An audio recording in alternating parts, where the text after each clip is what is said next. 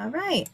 Welcome, everybody. I'm Parisa Naruzzi, Director of Empower DC, and we are hosting this event today with the DC Environmental Justice Coalition. We're really pleased that Councilman Charles Allen has taken time out of his day to chat with us. We have him for an hour, and we want to discuss the issues of environmental justice affecting the city. We'll hear from him on a few questions that we've prepared, and then open up. We have a few members of the coalition who want to raise up some issues, and we'll also take some questions from the chat. So feel free to go ahead and introduce yourself in the chat, and also put questions and comments in the chat, and we'll do our best to respond to those.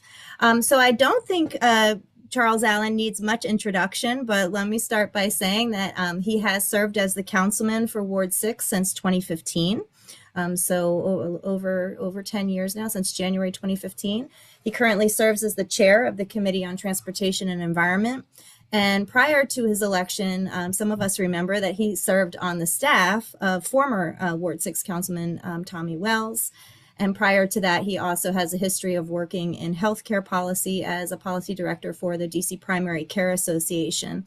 He's also served other roles at the ward level. He was a past president of the Ward 6 Democrats, and many other, I'm sure, roles that I won't list, but he's welcome to add to that list. So we're very happy again to have Charles join us today. We want to discuss environmental justice in DC, and also hopefully preview some of his thoughts and priorities for the coming year. With that, I'd like to welcome Charles Allen. And Councilman, we have questions for you, but I want to open it up. If you want to just start with any kind of statement, we'd be happy to receive that. Sure. Well, Parisa, thank you very much. And no, I'm not going to go list any other jobs or positions I had long ago. I think the most important one, obviously, is the job I have right now as the council member, and what I'm excited to chair is our council committee on transportation and the environment. So thank you for the introduction. I'm really glad to be able to join everybody here. Thank you all for taking time out of your day to join the conversation. It feels like, part of what I'll kind of talk about is that we're in a very challenging moment from the perspective of where we see political leadership. And it's not just on the federal side. We certainly see a federal administration and the Trump administration and congressional action that I think is actively working to undermine many of the things that we have fought for. They are trying to remove funding, remove supports. They're trying to break laws that protect residents. And that's going to be just an important place that we have to continue to fight. It feels very different than maybe the first Trump term, where I remember when he withdrew from the Paris Accords, for example, and the Wilson building, the mayor proudly lit it up green and talked about how cities are going to lead in the absence of federal leadership. Well, the reality is, I think we're not seeing leadership from the local leadership from the mayor's office. We've watched the last several years where the mayor has stepped back from many of the environmental justice and climate commitments. We've seen rating of the public dollars that are supposed to go towards these efforts. And so it is unfortunate. It feels like we're fighting on multiple fronts. We have to fight both on the federal side, and we're even have to fight here at home, where we're seeing these efforts really undermine our laws. And, I can think about an action even just yesterday where there's a law that is our green buildings law, which is when we are talking about new construction, how we're trying to build it to the highest sustainability concerns, how we make it fossil fuel free, how do we move towards net zero buildings. And there was an effort to basically blanket a whole bunch of our rec centers and pools from these requirements because it's hard. Yes, it's hard. Nobody's going to deny that, but we put these laws in place for a reason, because we know it's the right thing to do. We do have reasonable ways that a GBAC, for example, the Green Buildings Advisory Council, can look at narrow exemptions when necessary. But if you don't have the law that sets a high standard, no one's going to design with ambition. They're not going to be trying to achieve it. They're going to just go for the lowest common denominator and call it a day. That vote, we only blocked that effort by a single vote. It was one vote away from saying that all of our pools, this would impact our rec centers, and I think it would have an absolutely catalytic effect on a lot of other efforts to undermine DC's laws on these buildings. It was one vote away from passing. And so I am very concerned when we think about the local leadership on top of the federal leadership in this space. We also, of course, are seeing the federal attack on anything you say in the words environmental justice. Well, that is something we have to continue to fight back. Don't be afraid to talk about environmental justice for exactly what it is and why it's important. So I will continue to work with you all on that. I know I'm not telling this group anything you don't already know, but it does kind of crystallize for me how important these conversations are and the work ahead, and that it feels a bit like we're on defense. And so we got to continue to find our moments to be on offense, but then also make sure we know when we are in defensive mode to help hold and protect what we've got. So thanks again, Parisa. I'll probably just stop talking there and instead kick it back to you. And I'm happy to kind of answer questions and be in discussion with you all. Awesome. Yeah, and I just want to underscore what you just said about, I think we do need to have an inside-outside strategy as much as possible. And while I'm sure you and other staff members have a good relationship with many of the groups on this call, prioritizing that, as we see that, strategically, we need to be as aligned as possible where we share the goals, right? Because you're seeing things from one perspective, you have access to the tenor of what's going on in the Wilson building and who you're seeing, potentially opposition to some of the things that we are promoting. And then, we are out in the streets and talking to the public and can help rally folks at key moments, with enough notice and capacity to make sure that you have the backing to do the things that you're trying to do. So with that, I'd like to just ask a couple of questions to get the conversation rolling.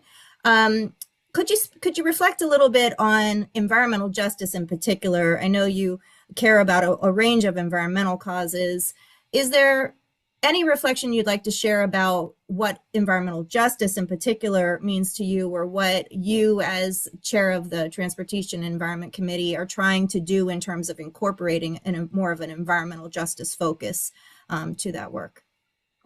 Yeah. On one hand, I think people can think of environmental justice as saying, listen, everybody has a right for equal protection, enforcement of environmental policies. But I think the reality that we've seen also, though, is that due to historic neglect, disinvestment, or intentional actions, we see that environmental impacts have not been protected equally. And so therefore, our remedies can't take an equality lens. They have to focus on an equity lens. What I mean by that is kind of that classic picture people will see of the, three people trying to look over the fence of a baseball game and, what is equality, what is equity, right?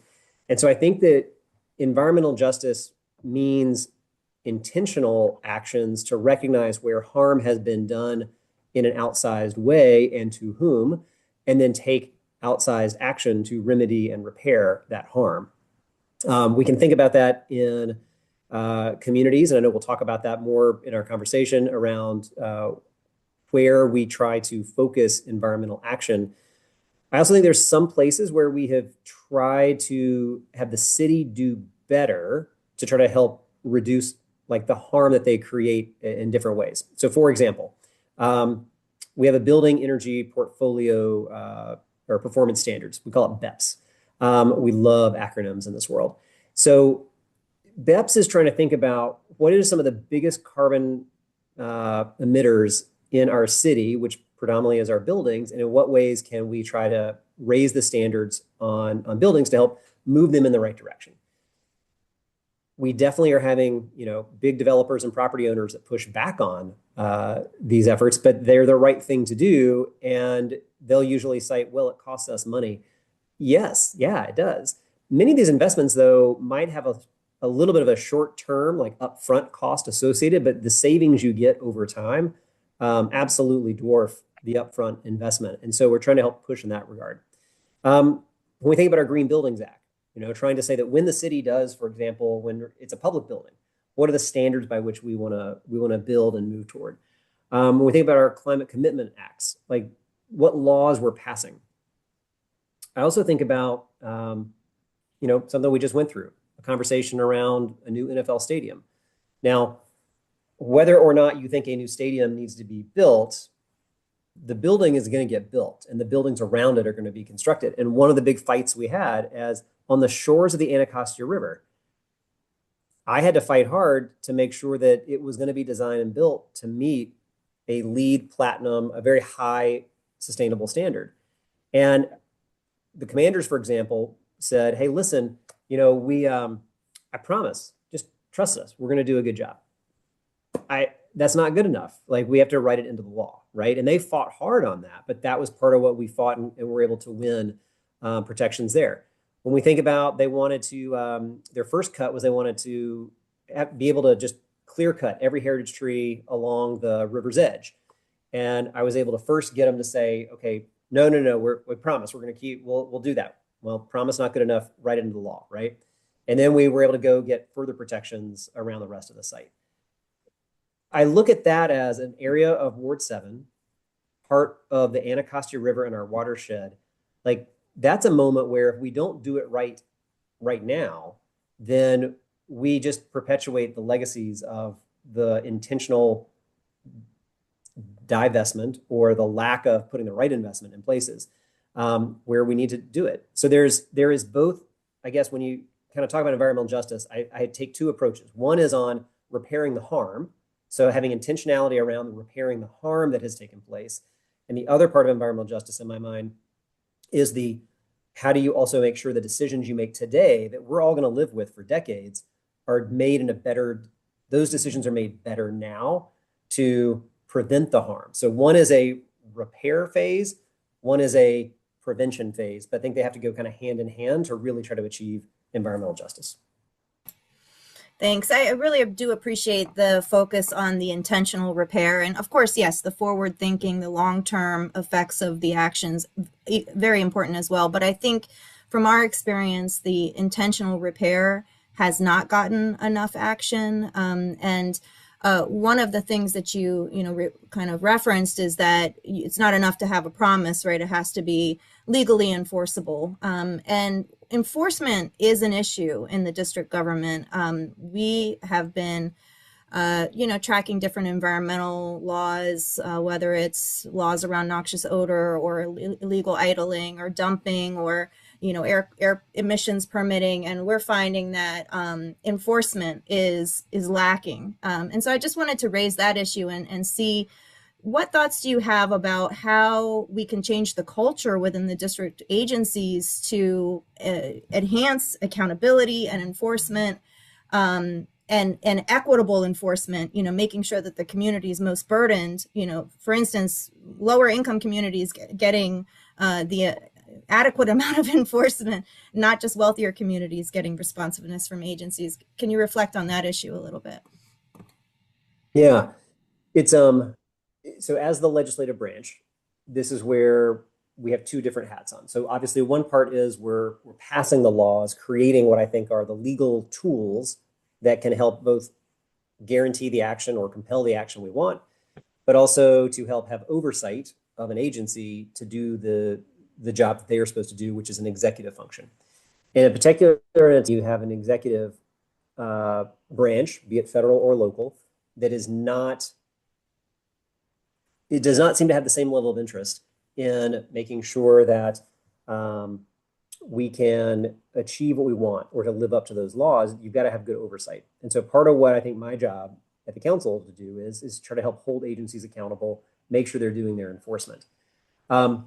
Sometimes, I'll be honest, sometimes as the legislator, just because of the way that the district government is often unique, people sometimes think a ward council member is both legislative and executive and even judicial, it seems like at times. So we do have some functions that we just simply are not in charge of, and enforcement's one of those. But that is where we can use our oversight role, though, which we are in charge of, to help hold those agencies accountable. I think that at times we find that members of agency staff are actually much more aligned sometimes than leadership of an agency. And that could be political direction they may be getting. It could be just a hesitancy to take an action. But I do find that across DC government, for example, we've got some really great people who work in and serve in our agencies. And so I really try to foster those relationships with them as well, so that we can get the people who are the experts. They were hired to be the experts. These are professional folks. They're not political appointees. Like their job is they love this, they want to work on it. So try to help empower and support them. I think that it also helps though when we hear from community, hey, we've been requesting this enforcement and we're not getting it. Sometimes that requires us to be creative, either not just with funding, but be able to either write laws that mandate certain reports. There's ways that we can use other tools of government, such as the inspector general, or using the auditor, or using some of the other functionalities of government to try to create the type of accountability and oversight functions that the legislative branch can't always do, but we have these other tools in our toolbox. And I think sometimes we're afraid to use them, or we just don't think to use them, and we can use them more. So that's at least a couple of quick thoughts on that, Parisa. Thanks. Yeah, I think I'd love to have that as an ongoing conversation, because so much of our work collectively on this call is government accountability work. And we often are very frustrated by the lack of, responsiveness at the agency level. We get punted to a different agency, so often. Mm-hmm. Or, there's a huge burden on community to be the reporters, to file complaints, et cetera, but then you don't really see the resolution. And when we seek one of the things that we try to do to create more of a sense of accountability is create spaces where the agency folks are in direct, space, having a direct conversation with the people most impacted. But it can't be a one-off, right? There has to be follow-up. And that's where having a partner in the council can be very helpful to establish, for instance, a quarterly check-in of these agencies, or to convene an interagency meeting, so that you can't be punted to a different group because they're all in the same room. So, those are just a couple of ideas where, we do walkthroughs or different community meetings on site with agency people and community impacted community members. And then, yes, bring it up to the oversight hearings and the budget process, but have it not, you don't want that to be the first time, those issues are being raised. You want to have it kind of throughout the year. So definitely looking to do more of that with you as we move forward. And speaking of moving forward, I wonder if you could preview any of your priorities for the upcoming year. Sure. Couple of I'll hit on a couple, and of course, this is not an exhaustive list. Just a couple that I think kind of comes top of mind for me. One is once you pass the law, you can't just pat yourselves on the back and kind of call it a day. So we have other work we have to do. So, for example, we passed the Healthy Homes Act. Part of our job now is probably not as much of it, that this isn't as sexy anymore. Now it's the oversight. Now it's making sure the agency is actually getting this work done. It's going in and working with homes. How are we making sure that we're reaching working families, lower income families, seniors on a fixed income, and being able to help them be able to make these conversions to electric appliances, help modernize their homes so that their utility bills come down, they have cleaner air, and we kind of achieve that, right? So that's going to be it is a priority of the committee, is to continue that oversight job. Doesn't get as many headlines in the Post, but that's part of it. Another element that we're working on is, and this is something I'm doing in partnership with a lot of leaders around the whole region, is really around our energy grid. So everybody probably has seen your utility bills just keep on going up, and that's both Pepco and gas. And collectively, we're trying to push Pepco to make and use their voice in better ways to put pressure on PJM, which is the grid that we rely on for the energy that comes in, to make decisions so that we're not damaged, frankly, so much from like these data centers in Loudoun County, or a data center being built out in Prince George's County. I don't think DC residents necessarily know, when they're seeing that on the news, for example, and they see something about way out in Loudoun County, it absolutely impacts your electricity bill, because PJM is not creating new energy generation the way that it needs to. So as supply continues to get drained and no new demand continues to go up and no new supply is coming on, it's making us pay more, right? So trying to think about ways that we can get new energy generation into that pipeline, or help people basically get off of that grid entirely and help lower utility bills. I think affordability, certainly in the political context, you're going to hear every elected official or every candidate talk about affordability, for the next year. In what ways does that actually translate into meaningful action? And I think issues around energy is one of the ways to do that, and that's a place I want to keep pushing on. Another big bill that we're going to continue our hard work on, that has been kind of going for the last several months, that's going to be the bottle bill, trying to think about how do we help use the bottle bill as a way to help remove trash from our rivers, from our curbs, from our communities. I think that the bill that was introduced, I put my name on it, as did I think 11 other council members. So it's got a lot of interest and support. We've definitely heard from different people around some operational aspects that we've got to really work through. And I'm meeting with a lot of different stakeholders to kind of think through how we kind of get at that issue. But that's a bill that I want to continue to be working on and continuing to move forward. And when it comes to an issue that I know is important here, our Ivy City Resilience Hub and Eminent Domain Authority Act of 2025. We have a hearing next week. And so I'm looking forward to getting a lot of feedback. I have a hunch I'm going to hear a lot of support for the bill and continue to work with that with my Ward 5 colleague, Zachary Parker, and others to think through, okay, how do we figure this thing out and how do we move forward? But that's going to be a priority. And then I'm also working with a few other groups to think about, in the same way we've done a great job, for example, in the solar space within our city of using things like an SREC, which is a solar renewable energy credit. So we've used financial tools to be able to help support the installation of solar.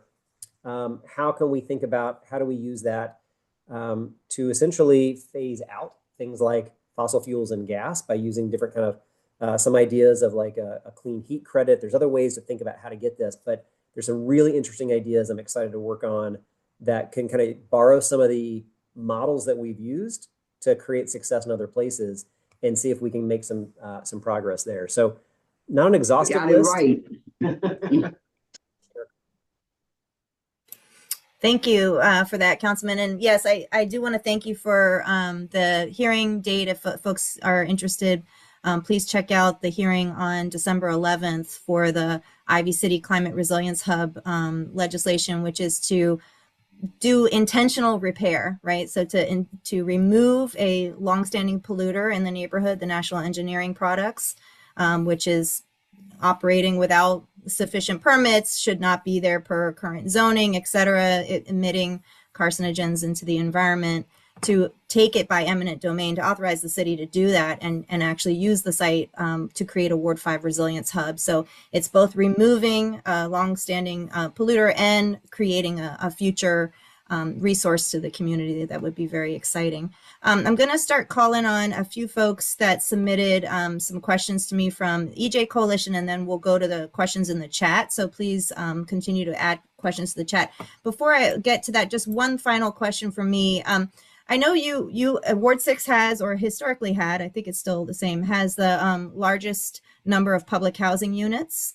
And I know housing and environment overlap a lot in terms of healthy housing and housing conditions. I just wondered if you have any work that you're doing or thoughts about how to make a better tie between the two, between housing and environment, because these are often looked at separately. And I mean, you did speak to like building standards, but when it comes to mold and lead and, housing repair issues that are causing health conditions, have you seen any promise in us as a city doing a better job of uniting these two causes? That's a great question. I think that because we all know that affordable housing is such a huge need and a priority in our city, I think sometimes we actually struggle. I'm guilty of this as well. I think a lot of us are, of being able to make the connection between that I want to both fight for affordable housing, but I also need to see sustainable, quality, net zero housing, right?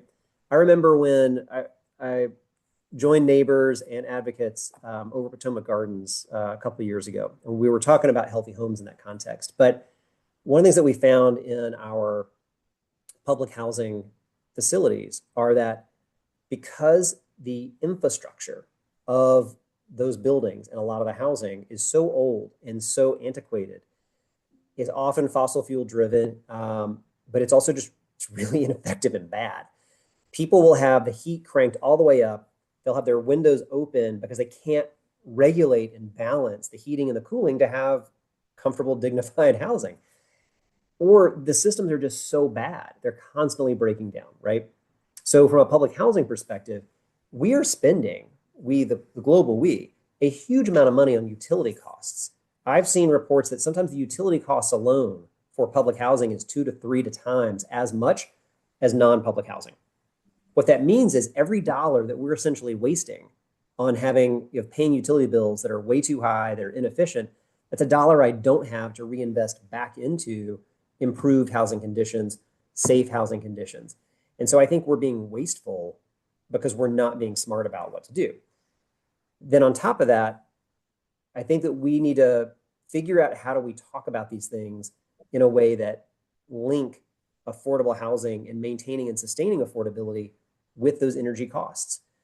There's a building being built right now. It's not public housing, but it's a building that's being built over in Noma, which is 100% affordable housing. And they got additional funding from the DC Green Bank, which is going to allow them to actually build systems into the building that are going to make it, one of the most sustainable buildings from their energy system perspective. And what it's going to do is it will actually lower the energy costs that resident moving into affordable housing by about 30 to 35%. So to me, that's a great example of how we're accomplishing kind of shared goals that we want.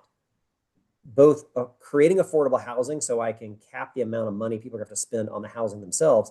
But if your utility bills are just through the roof, I'm really not helping your affordability in that regard either. So by using the Green Bank, for example, I'm now making a more sustainable building. So now I'm able to help people better afford the rent, and I'm bringing down utility costs. I think that's a space where we got to do a lot more. And I think to your point around public housing, we've got to do a lot more. And I think it's a hard sell sometimes because the affordable housing needs are so stark that it's hard to say, oh, and by the way, we've got to do this for climate sustainability or for getting off fossil fuels. I personally have found when I'm talking to colleagues, when I'm talking to others, if I make the argument around this is what we need to do to combat climate change, this is what I need to do to save the planet, it is not as effective as a messaging as if I talk about this as this is an affordability issue. This is the way that I can deliver quality housing that I want, affordable housing that I want, but also keeping the affordability where it needs to be by lowering energy costs, by making it so people can afford. And I think that's something I'm trying to do better of myself, is being able to talk about many of our issues around climate much more in an affordability context, because it really is. And I'm finding that it's really hard to compel everybody necessarily by, cleaner water to drink, or clean air to breathe, or save the environment. Everyone should be motivated by that. But sometimes you got to figure out how to pay the bills. And so I think that I'm going to try to do a better job myself. And I think as a coalition, we want to do a good job of really bringing home the affordability argument of why it's just smart to build sustainable. It's just smart to do this. And that's public housing, and that's everything else. All right. So, and just to flag for everybody on the call that the Housing Authority is moving into a plan of renovation across the board, but there's 9 properties that they've identified to go first, and then there'll be more. And so some of these questions about the systems that they put into place and, alternative, more sustainable energy and all of that should, be at the table as they're doing that. Okay, so I'm going to see if Paul Schwartz is on the call. I know he had a question, and then we'll go to Laura. Yep, I'm here. Sorry. Okay, I'm go ahead, Paul. Sitting in a restaurant in Burtonsville before a physical therapy appointment, so I apologize for the noise. Yeah, Chairman Allen, I really appreciate the perspective that you brought about how to deal with the local politics that we're facing here in the city. I know it's a challenging time.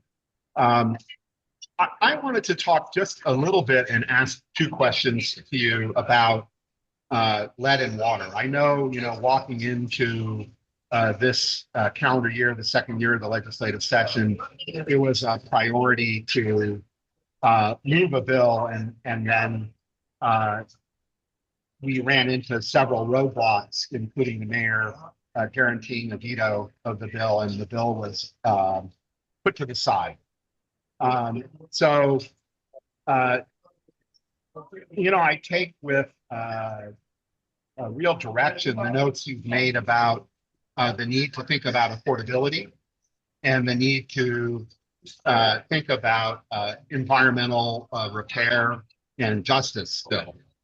The lead and water issue, DC Water's data uh, compliance data for the lead and copper rule for the last several semesters of testing suggests that lead and water is available at the tap in almost every building in the District of Columbia, whether or not it has a lead service line. Obviously, lead service line repair and replacement is going forward under DC Water's program now, as long as they have federal dollars and if other manna falls from the sky in terms of local dollars, that doesn't seem to be happening really. But there are many homes, once the lead service line is replaced and the filter program is up in 6 months, or if they've never had a lead service line, where people are still being hammered by either chronic low level or acute high level spikes of lead because of the nature of lead in interior plumbing in buildings. And so maybe we could take another crack at this while we're waiting for our big comprehensive bill to move forward, to push on doing public education, which should be pretty relatively cheap, to let people know in the District of Columbia about the ubiquity of lead release throughout the district.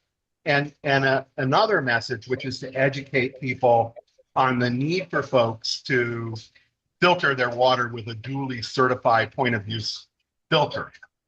And I think that these have the advantage of being public health prevention messages, needed education, and giving people the tools to protect themselves while we're waiting over the 10 to 20 years that it's going to take for lead service lines to be fully replaced, and while we still don't have lead-free plumbing available. So I'm wondering if we could explore with you and other members of the committee a smaller bill while we're waiting in these fiscally austere times to hone in on public education, as if public education really mattered, and public health prevention, cutting off the exposure across the city through recommending duly certified point of use filters. Yeah, well, Paul, as always, thanks for your advocacy, and you are such a strong voice on this issue consistently, and I appreciate that. I'd be happy to take a look at that. As we move we're in December now, so we're only a couple of months away from kind of oversight and budget season. So perhaps that's a good opportunity for us to look at what we could be doing more of in terms of education, of outreach, things like that. So I'd be happy to follow up with you and others if that's something we want to kind of focus on as we move towards the budget through the winter and spring. I really appreciate that, and we'll look forward to set up a meeting to explore those options and to put some information in front of you about how we could proceed with your help. Okay. Thank you. Thank you. Thanks, Paul. Okay, Laura Nunn, I believe yeah, there you go, Laura. Go ahead. Hi, Teresa. How's it going? Hi, Councilmember Allen. First of all, I just wanted to thank you on behalf of 3RC for your co-introduction of the bottle bill. And I also wanted to remind folks that part of that is part of the plan for the uncollected returns is to go to support buying lead filters. So that's one of the great things about our bill. And I just wanted to hear more about where the bill stands now that it's in your committee. Sure. And one quick step back, just so that folks know kind of the process. So when the bill got introduced, Chairman Mendelson, and it's the first time I've ever seen it done this way, he introduced the bill or referred the bill first to the Committee on Economic Development, that's chaired by Kenya McDuffie. But then he put a date certain on it that it would get referred to my committee on, I think it was November 15th, right around there. And it had this weird effect of like, no matter what Kenyon did with the bill, it was still going to come to me, but couldn't come to me until November 15th. Kind of weird. Like, even if Kenyon had voted, like, to say, like voted it down, for example, it still would come to me on the 15th. So it kind of created this just long pause until the 15th for us to get it. Now we have it, though. Councilor McDuffie did hold a hearing, and so I was able to be there for a good chunk of the hearing. I know a lot of advocates organized around it. I think, frankly, it helped show some of the misinformation that has been put out around the legislation, and that was helpful to see, and kind of help expose what some of that was. I think it was a helpful opportunity to hear about maybe some legitimate kind of operational issues that I think almost all of them have a solution. We just have to kind of work with stakeholders to kind of build that out.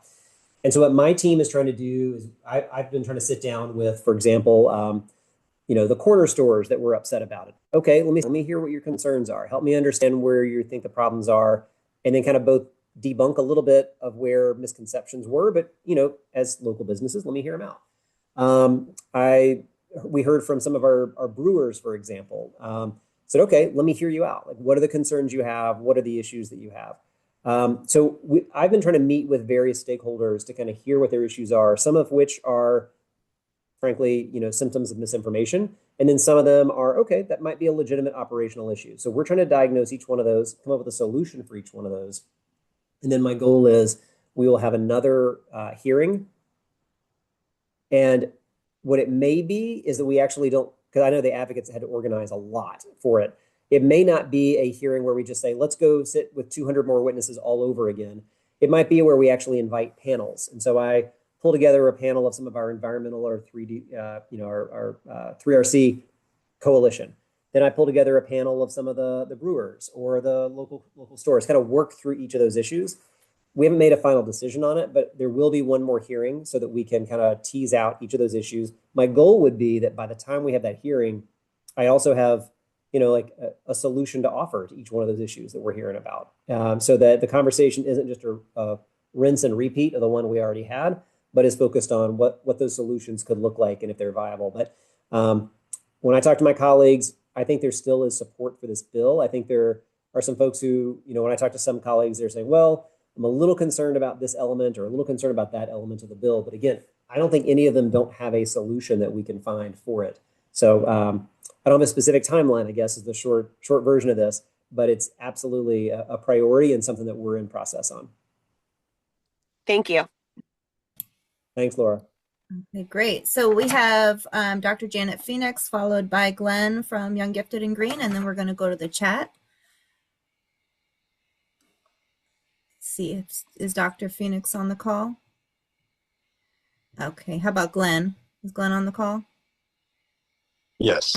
Hi, everyone. Okay, go ahead. Mm-hmm. Hey, so first, thank you, Councilmember Allen, for taking this time out to speak with us. I really appreciate your support on environmental issues in the district. And so Paul kind of touched on my question earlier in terms of just next steps, specifically with the lead service pipe replacement bill. And I just wanted to just emphasize both as a DC resident, Ward 8 resident, and in my role here with Young, Gifted, and Green, that this definitely should be a priority going into the new year.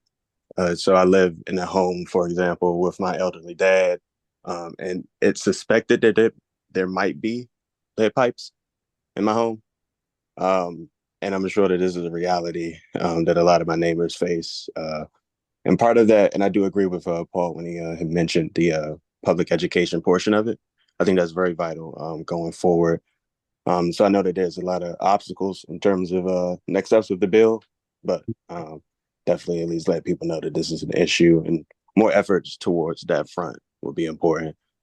And yeah, thank you. No, I appreciate that. And like with Paul, I'd be happy to kind of sit down and brainstorm and strategize around other steps we can be working on in the interim, education, outreach, other ways that we can be thinking about that. So yeah, happy to follow up with you and others, and we can keep that conversation going. Thank you. Okay, Dr. Phoenix, if you're here, let us know. I'm going to go to the chat, and then Neil, I see your hand up too, so we'll get you here in a second. Thank you. Yes, of course. Okay, so Venus has a question in the chat. Council member, do you think living with rats and mice affects the environment? If so, what can and should residents be doing to help make the environment cleaner for them? What and how can the city help management owners or /owners address the issues of rats and mice we live with when the owner continues to ignore? Got it. Well, I mean, very quickly, Venus, I'd say like living with rats and mice is just, it's not healthy. So I think that might be what you're asking when you say, is it good for the environment? It certainly is not healthy. It's not what dignified quality has. And so that should be unacceptable no matter where you're living to experience that. I know when I've walked through housing, I've seen conditions that are just absolutely unacceptable, especially in some of our DC Housing Authority buildings. But short answer is no, it's not good for the environment or for your health, right? So in terms of how do we go at that issue, I think that it is one that when we're talking about single family homes, there's certain strategies. When we're talking about multifamily buildings, larger buildings, there's different strategies for that. I think it all really gets down to also having good quality buildings and construction of those buildings. And then, of course, the maintenance thereafter. I think, again, we see it all too often where that new building goes up, people pat themselves on the back, everyone shows up for the ribbon cutting, but the maintenance of a building, of maintaining it, is just not done well. And that's something that I think we have to continue to work on, whether those are public dollars or private dollars. Those are really big issues. If you've got specific examples, either in your building or other places, if there's ways that I can be helpful, like please let me know. I know you and I've emailed about a couple issues related to your building. If that's the issue, maybe we can connect offline, and I'm happy to have my team and I try to help out with that issue. But see, I think was the other question: what city agency is supposed to be doing this? That really would be the Department of Buildings. I've actually been in a community meeting where the guy who actually does the inspections, pretty impressive guy. He at this point in his career, he's got a nose that he can smell mice and rats in a way that I didn't really realize that I mean, I know what a rat smells like, but he can actually, he's done this for so long, he can really zero in on problem spots. And if he's the only guy, we got a problem. We need more people who can do those types of inspections and have the abatement around it. But again, let's follow up offline. And if there's a specific issue I can help with, let me know. Thanks. Bill Washburn asked in the chat a question about the lead service program, but I think you may have covered that. So the other question is, when will work begin to plan and implement future upgrades to the Stadium Armory Metro Station and other transit services for RFK? Great question. I don't know exactly when, which is why I'm actually holding a hearing on it. So I've got the commanders, Department of Transportation, and WMATA all coming to a hearing in a couple of weeks. I can't remember the exact date, but I think it's December. Can you look on the calendar and see? I think it's December 17th or 18th. I might have an answer to that even just in a few seconds. Bringing in WMATA leadership, the commanders team, and DDOT to come in and talk about this, because the reason why it's so important is that I personally believe we need to be building a second station. And I think we've lined up the funding source to do that. And we were able to eliminate one of the parking garages, which opens that up.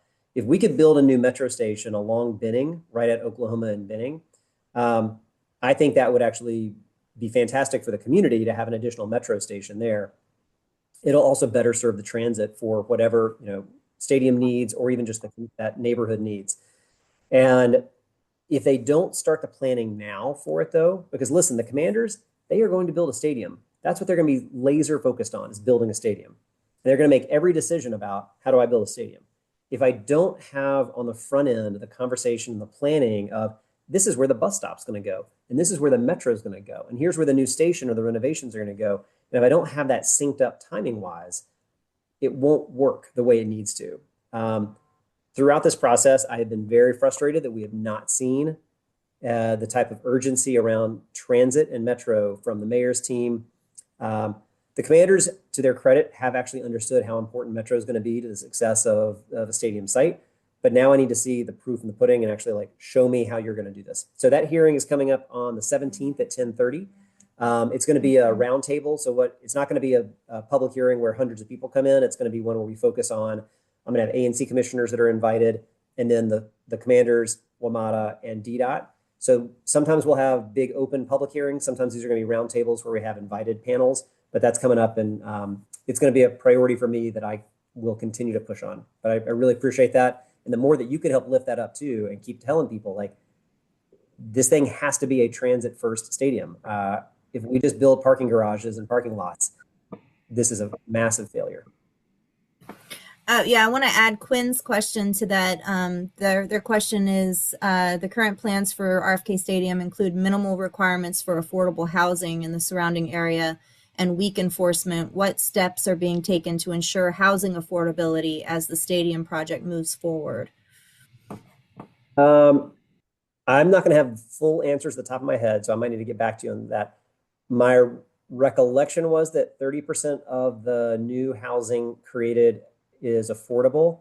I cannot remember the exact breakdown of affordability, though, to be fair, so I don't have that at my fingertips. In terms of the enforcement around the housing, we did strengthen that in the final deal, and that was part of what the group of us that kind of held off to push on was that we had to see them and with penalties if they don't deliver. And so we moved up the penalty section and penalty phase that if they don't deliver on the housing, they start to accrue financial penalties. And the idea behind that was to make it painful enough that they can't just sit back and not build the housing that needs to be done and just leave empty lots for us. Thank you. And Carol is asking, how do you envision accountability for Washington Gas and their toxic methane product, which contributes to DC's asthma epidemic, as well as their wasteful and expensive pipeline replacement project? What can the council do in the coming months? Yeah. I think there's a couple of ways. I will be honest, I need more help getting more of my members, more of my colleagues to agree this is a priority. I was really proud of some of the work we did, and some of the folks that are on this call were a part of this when we got a majority of council members to sign on to a letter to the Public Service Commission pushing back on Washington Gas's initial project pipes plans. I think that I don't think, I know it had an effect. The Public Service Commission pushed back. They had to go back and revise plans. Now, when they put back out a revised plan, several of my colleagues kind of said, okay, they made it better. I'm good. I'm not going to sign back on another letter. So I think we need to continue working with members so that they understand what this is about. I mean, I'm going to bring it back to affordability as well, right? So yes, the fumes from gas are bad. I also want to focus on this for affordability. We are going to see households and properties. New construction already is going to be electric. It's not going to have it's not going to have gas pipes, right? You're going to see increasingly households that have means away from gas and move towards electric. But the infrastructure still exists of Washington Gas. So who gets left having to foot the bill? It's going to be our lower income households and our working families. And so from affordability, that's again why I think we need to try to motivate more people around this. If we end up with a project pipes that goes and spends all this money that they're just going to pass on to ratepayers, they're not paying it, you are. They're passing it on to ratepayers. But if the pool of ratepayers is getting smaller and smaller for the same infrastructure, and because you're seeing higher income households be able to switch to electric, if we don't help lower income households manage these utility costs as well as move to electric themselves, then it's the lower income household that bears the disproportionate share of the cost. So I think that we need to continue to encourage my colleagues to understand why this is important. And I would urge us not just to focus on the noxious fumes and dangerous fumes that come from burning fossil fuels, but also the affordability that we are going to saddle lower income households with higher and higher costs if we don't address this. And I think that's part of what will be motivating as well. Okay, I'm going to go to Neil's question in the chat. Neil asked, DC trash is incinerated in Lorton, Virginia. It is safer and less expensive to send out waste to landfill. Why is the city still sending its trash to an incinerator, which generates more air pollution than any other source for district residents? That is a great question. That's because that's with the Department of Public Works, which is not in my committee. I'll be honest, and I'm not on that committee. I have not focused in as much on that. I do remember this issue from a couple of years ago, back when DPW was with Mary Che, when she had the committee, when those things were in one committee. But Phil moved DPW out. Neil, to be honest, I need to get more familiar with that. Is it a contracting issue? Is it a decision that they've made? I'm not sure. I need to get more up to speed on that one. Well, it is certainly a decision they've made. It's been several years since, probably 2 years since we sent in a memo to the DPW documenting that available landfill space is cheaper, and we for the district, and we also presented a very technical report showing that incinerating garbage is generates much more and worse pollution than landfilling. And the other fact is that as the city implements its composting of organic material, our waste stream will be smaller, and there won't be organics in the waste stream, which are the key elements that cause pollution in landfill. So it's very clear that landfilling should be our option, both to save money and protect people's air quality. And I know it's not your committee, but we need help in addressing the committee and asking them why they're taking so long in acting.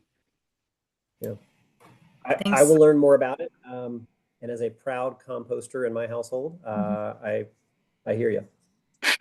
Okay, thank you. I'll be happy to get you more information. Okay, thanks, Neil. Okay, so as we start moving towards closing out, the only last question that I saw in the chat was from Brenda asking if the commanders have a community investment package.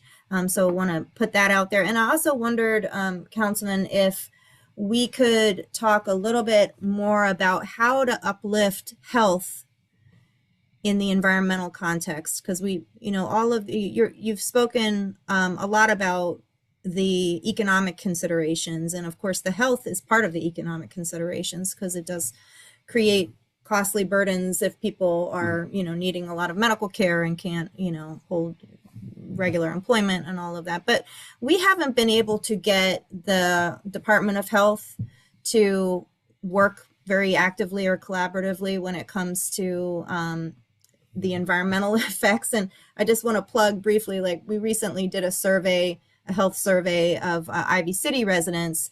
And, what we see is that it's not always cancer or asthma, although those are prevalent. Sometimes it's these other symptoms that are really harming quality of life, but may be going under the radar. For instance, we're hearing a large percentage of people in Ivy City are suffering from persistent dizziness. They're suffering from memory loss. They're suffering from different skin conditions, from chronic allergies, and some of these things can be tied to the pollutants that are and the chemicals that are released on some of these sites. So I wanted to raise that, especially I know you have some of a healthcare background, and just wondering if we could do more as a city, maybe through your committee, to convene some conversations that it seems like Department of Health does not have much capacity to do neighborhood level health assessment. The health equity report came out, I think 2018 or 2019, and we really haven't seen anything since then, I don't think. But how can we make that connection more? Yeah. Well, very quickly, first to Brenda's, I guess, first question around community benefits package. So the commanders had outlined kind of some outlines of it, but then there also is supposed to be created, I don't believe it's been created yet, a community benefits advisory committee, and that's going to be representatives from both wards 5, 6, 7, and 8 that are supposed to help kind of shape what that looks like. So I probably a little bit TBD in terms of what the specifics are, but there is a community benefits package. I don't think the group that's supposed to help define it has necessarily been set up yet. But to your other point, Parisa, and I do want to make sure that I'm very clear. When I was talking, for example, about why we need to take certain actions, and it's more than clean air or clean drinking water or saving the planet. By no way am I suggesting those things aren't very important. I'm talking about kind of what do I find, at least in this political moment, what's the more motivating argument right now with elected officials. I'm just finding that affordability piece helps draw them in and connect the dots a little bit faster and a little bit more meaningfully. So I just want to make sure I'm very clear about that. To your point around our overall health connections, I mean, this to me is where my background really comes in. My background is in public health. I have a master's in public health. I focus on studying epidemiology that then led me towards health policy, which then led me towards where I sit today. So my background comes at these issues from a public health perspective, and not all of, when you're looking at epidemiology and trying to find links, not all of it's going to be just rates of asthma. Very, very important, obviously. but all those other things you're describing are part of overall health and well-being. I think this is where, again, council sometimes gets very siloed in our committees, right? Neil's question was a great example of that. Because DPW is not in my committee, I don't necessarily know all the details of an incineration issue, but it certainly has a air quality connection, right? So because of the way that we all get siloed in our committees, we don't sometimes see in how we connect the dots. That's why being in coalition and these conversations are helpful so that we kind of can see better about what those look like. But having the Committee on Health, for example, I can reach out to Councilmember Henderson and kind of talk about this issue. I would assume that she'd be just as interested in this as well. And maybe there's a way we kind of do better between our committees and as colleagues to each other to say, those health conditions we're working on over here, here's my environmental connection to it over here. And then here's my, economic development action I can take over here and start to connect those dots. And I do think that's part of what Empower DC does so well. It's helping connect dots for people and see the field. And so continue to have conversations like this. I think Parisa is a great example of how those health and well-being conditions you just described can have those dots connected in a much better way. Yeah, and I just want to pitch one more time for some kind of interagency convening. I mean, we know it might not be the end all be all, but at the same time, creating some kind of mandate that agencies work together on some of these environmental justice issues, I think is critical. And then that space where the public and especially most impacted residents can come and interface directly with the agencies, similar to maybe the Interagency Commission on Homelessness, which has public meetings, et cetera, has a staff. And, again, it's not going to solve all of our problems, but we do have such extreme silos within the district government. It makes it very difficult to address these multifaceted issues. And, I think this is a space where, again, the difference in the legislative leadership and the executive leadership, I can bring the horse to water. It's hard for me to force it to drink. And so I do think that's why executive leadership matters a lot. Not sure if anybody noticed, we do seem to have a mayor's race that's going to be taking place. And so, I'd encourage this coalition to think about who's the person, not just going to promise the right thing, but who did you see actually trying to work in this space? Because I could pass a law that says these agencies have to meet, they have to do this, that, and the other. If they're not empowered by their boss, the mayor, to show up and do the work, come together and make that a priority, they can sit and run out on the hard work that we all want to get done. And vice versa, if you have a mayor who says, this is a priority for me, I want to get this done, here's how I'll do it, all of a sudden you see a night and day difference, and a group creates that interagency work. Interagency Coalition for Homelessness, it is a priority. And so that's part of what we see. I may criticize the mayor on a whole bunch of things, but homelessness is one where she said, oh, I want my agency working on this issue. And so I think that's why you see the ICH, for example, meeting, doing data, pulling together recommendations. And so I think that's something that, again, mayoral leadership is going to matter. Absolutely. And I know we're at time. A couple people put stuff in the chat at the last minute. So just want to mention there's a question about the Benning Road power plant and the status of the cleanup and future use of that site. There's a question about working with the administration, especially when they don't care about the climate or environmental protection. And then there's a question about having a meeting to discuss DDOT issues. A couple of people echoed that here. So just want to put that out there. And I encourage, I think the council member is pretty responsive. So if you send emails to him and his staff, I'm sure they'll be able to follow up. But did you want to say anything in closing, Councilman? Yeah. I apologize. There's a hearing going on I've got to get back into. So I do have to step away since we're at time now. But I do appreciate everybody's time here and all the work you guys do every single day.